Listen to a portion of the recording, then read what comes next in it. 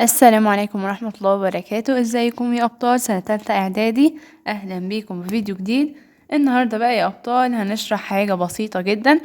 بعض الطلاب بقى لما بيجوا يعملوا الدرس اللي هنشرحه دلوقتي يمثل بيانيا على الآلة الحاسبة بيغلطوا فيها، فالنهاردة هنعرف نمثلها كويس جدا. وتعالوا يلا يا ابطال نبدأ بفيديو النهاردة.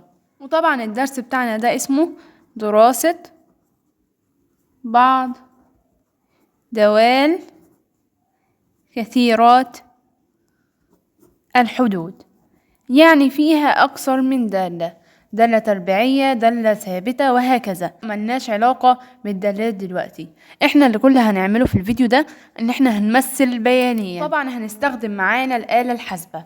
تعالوا يلا بقى نشوف هنعمل ايه. لو مثلا بقى جالنا سؤال زي ده، السؤال بقى بيقول مثل بيانيا الدالة الآتية، اللي هو السؤال ده يعني.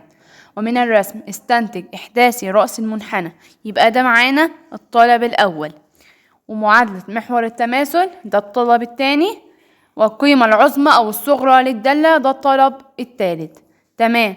السؤال بقى بيقول د إلى د س، يعني الدالة إلى الدالة س تساوي 2 س تربيع. نلاحظ إن هنا إيه؟ في تربيع. متخذا س تنتمي للفترة المغلقة -2 و2، وهنعرف دي جايبينها دلوقتي ليه.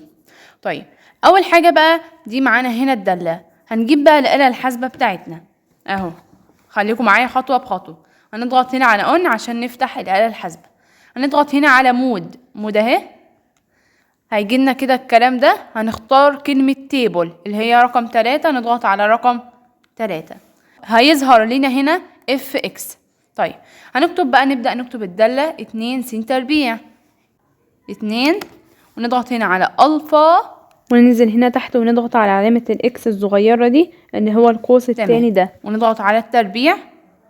يبقى كده 2 اكس تربيع يعني 2 س تربيع، ونضغط على يساوي ستارت.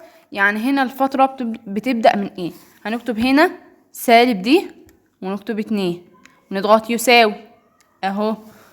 اند يعني النهاية اللي هي 2، نكتب هنا 2 ونضغط يساوي تاني اهو. جالنا هنا الجدول -2 و1 و0 1 2. وهنا بقى في الاف اكس اول حاجة 8 2 0 2 و8. ده بقى كله هنرسم الجدول وهنبدأ نكتب كل دول مع بعض. تعالوا بقى نشوف. كده رسمنا الجدول بتاعنا. هنعرف بقى، تعالوا بقى نعرف ازاي نعمل على الآلة الحاسبة. احنا خلاص عملناها اهو. هنكتب هنا ايه بقى؟ هنا هنكتب اول حاجة السين، وهنا الدالة س كده.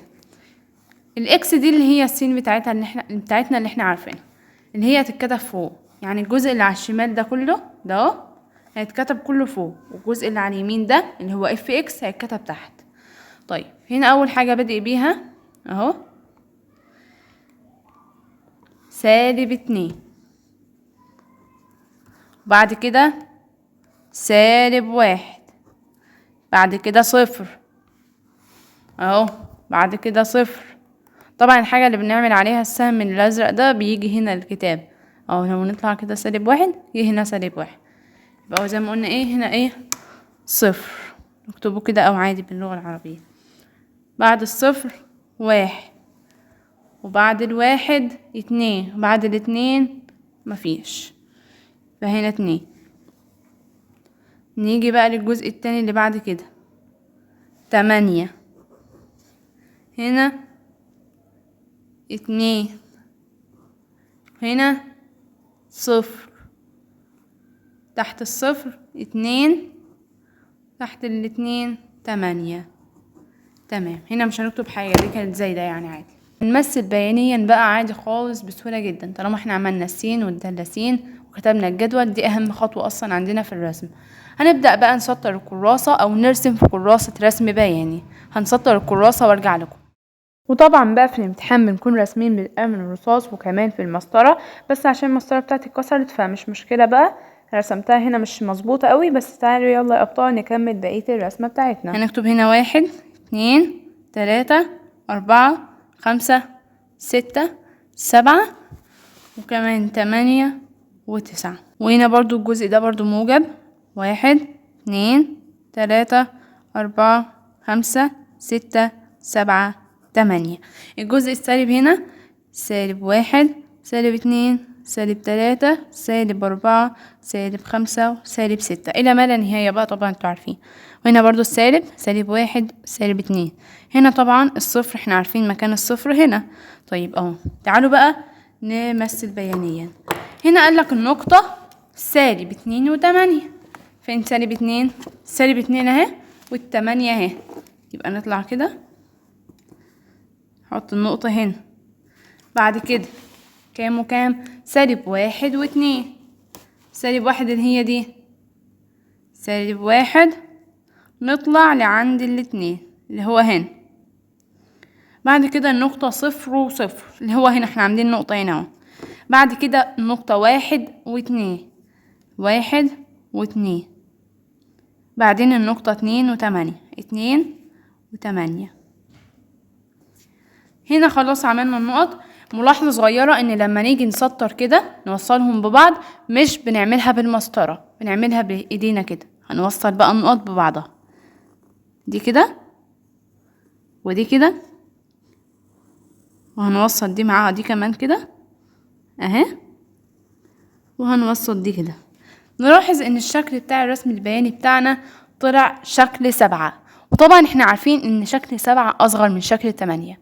ليه؟ لان شكل 7 صغير عن ال8، فده بنسميه قيمة صغرى، فده قيمة صغرى. طيب هنا بقى زي ما قلنا هو طلب لنا ايه في الرسمة؟ استنتج احداثي رأس المنحنى. دي اول حاجة. يبقى احنا كده هنكتب له اهو احداثي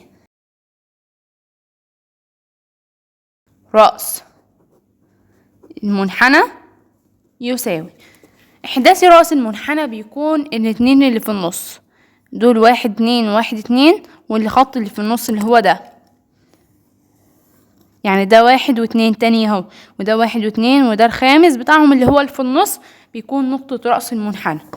يبقى احداثي رأس المنحنى نقطة 0 و0، او 0 و0 اللي هي كده، يعني اي حاجة زي ما انتوا عارفين.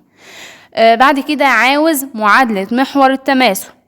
معادلة محور التماثل هنقول ان س تساوي، بيكون المسقط الاول اللي هو ده 0، ده بيكون المسقط الاول من احداث رأس المنحنى اللي هو 0، يبقى س تساوي 0.